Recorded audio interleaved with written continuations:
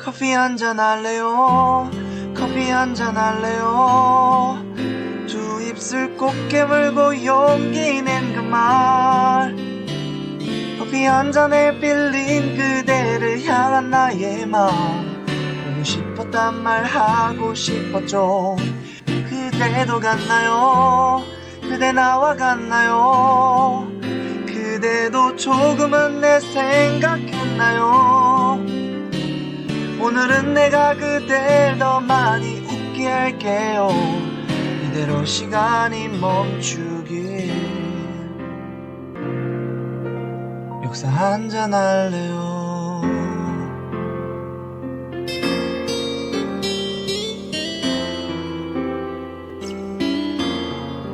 우철쌤의 역사 카페.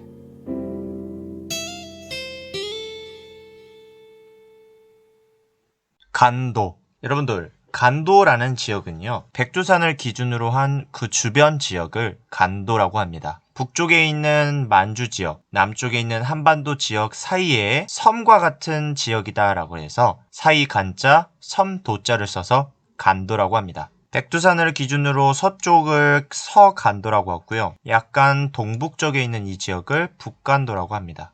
이 간도를 이야기할 때는 이 숭화강의 한 지류인 토문강을 기억해 주시고요. 그 다음 동쪽에 있는 두만강, 서쪽에 있는 압록강을 좀 기억해 주세요. 간도 이야기 시작하겠습니다. 간도라는 지역은 지금은 중국의 영토가 되어버린 만주의 한 지역입니다. 간도는 한국 민족의 역사인 고조선, 부여, 고구려, 발해의 주요 무대 중 하나였습니다. 이렇게 한국 민족의 역사에 포함되어 있다가 17세기 후반, 1600년대 후반이죠. 이때 청나라의 조상인 만주족의 발상지로서 청나라가 이 지역을 출입하지 못하도록 금지령을 내립니다. 왜냐하면 자신들의 조상들이 살았던 이 지역을 신성시 여겼기 때문이에요. 이러한 청의 금지령에 맞추어 조선도 간도를 침입하는 조선인을 처벌하는 조치를 합니다. 이러한 양국의 정부의 조치에도 청나라 백성, 조선 백성 모두가 간도에 침입을 하였고, 이 과정에서 청나라와 조선 농민 사이에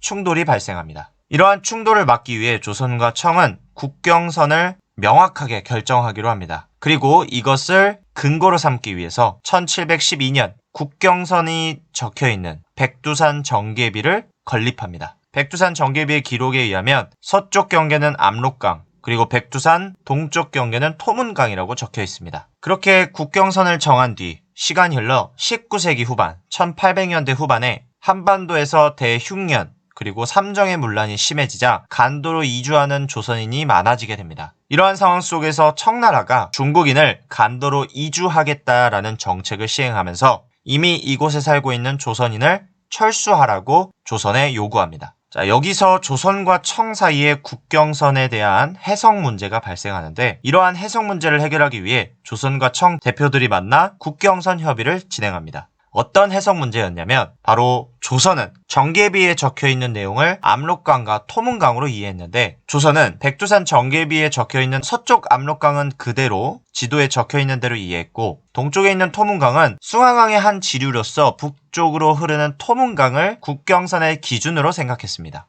즉, 조선은 토문강을 기준으로 북간도가 조선 땅이라고 생각을 했어요. 그러나 청나라는 서쪽으로는 압록강이 맞다, 그런데 동쪽의 토문강은 두만강이다 라고 청나라가 이야기합니다. 그렇게 되면 조선은 서간도, 북간도 둘 다 가지지 못하게 되는 겁니다. 이 문제는 간도 지역을 가지냐 못 가지냐의 문제이기 때문에 조선과 청 대표 모두가 이 국경선 해석 문제를 양보하지 않습니다. 결국 이 협의는 결렬이 되고 어느 쪽이 맞는 해석인가는 계속 논란에 남습니다. 그러던 중 1880년대 후반, 조선은 이모군란과 갑신정변을 겪으면서 청의 도움을 받게 됩니다. 그 이후 청이 조선 내정 간섭을 하게 되면서 조선은 간도 문제를 청에게 제기하지 못하게 됩니다. 시간이 흘러 1897년 대한제국이 성립된 뒤에 고종 황제는 1897년, 1898년 두 번을 간도 현지를 답사하게 됩니다. 간도 현지를 가보니까 생각보다 조선인들이 만들어 놓은 마을의 규모가 컸고 많은 숫자의 조선인들이 살고 있었습니다. 그러다 보니 대한제국 입장에서는 이 지역은 어떻게 보면 대한제국의 영토로 봐도 되겠다 생각을 해서 1903년에 간도를 관리할 사람으로 간도관리사 이범윤을 파견합니다. 또한 대한제국은 이 간도 지역을 함경도로 편입하여 통치하기 시작했습니다. 하지만 1905년에 일본이 한국의 외교권을 박탈하는 을사늑약이 강제로 체결되면서 한국은 더 이상 외교 문제를 스스로 거론할 수 없게 됩니다. 그런 상황에서 1909년 일본이 대한제국을 대신해서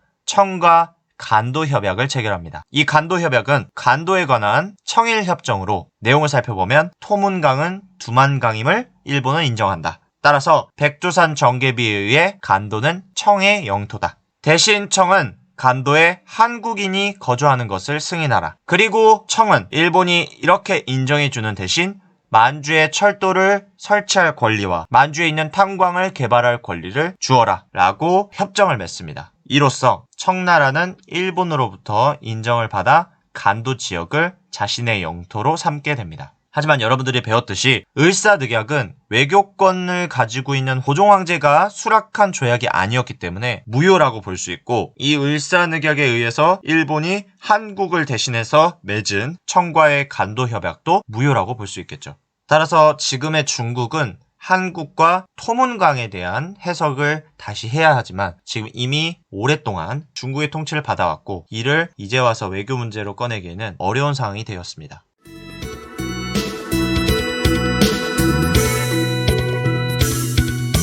따라하면 돼요. 카운터 줄게요. 어렵지 않아요. 단순하긴 해도 힘이 될 거예요. 행복의 주문. 하나, 둘, 셋, 넷. 행복해져라, 행복해져라, 행복해져라, 행복해져라. 행복해져라, 행복해져라, 행복해져라, 행복해져라.